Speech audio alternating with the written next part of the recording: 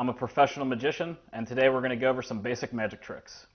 This is a card trick I like to do when I'm at somebody's place and they just hand me a deck of cards and say, do a trick. This is the card trick I'll do. I just fan through, have them pick one. Say they select, for example, the Seven of Hearts. I say then go ahead and place the card back in the deck anywhere you want. They do. They push it in. And then I ask them, do you want me to try to find your card and put it face up in the deck or face down in the deck?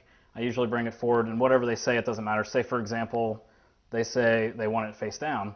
I hand them the cards and say, go ahead and thumb through the cards and see if you can spot your card. And they're looking for it, and then there's a card that happens to be face down. It's the only one that's face down out of the pack. When they turn it over, it's their card, the Seven of Hearts. And this is the setup to do that trick. The only setup you'll need is just a regular deck of cards. You can give them a shuffle, it doesn't matter. But before you actually start the trick, you're going to want to take the bottom card and turn it face down like that, so you have this type of thing happening. So all the cards are face down except for the bottom card. You want to get into that position without anybody seeing you. There's ways to do that I can go into later, but for now we'll just move on. You want to fan out the deck.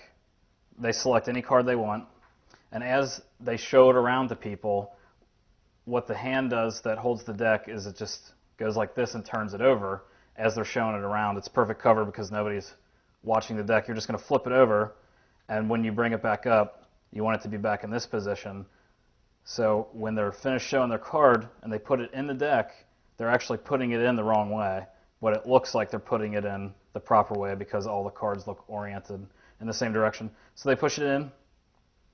And the only thing you need to do behind your back now is when the cards go behind the back, you're just going to do this type of thing where you deal off the first card and flip it over, and then you bring it back around like so. So all the cards are fixed again. You basically just flip that over.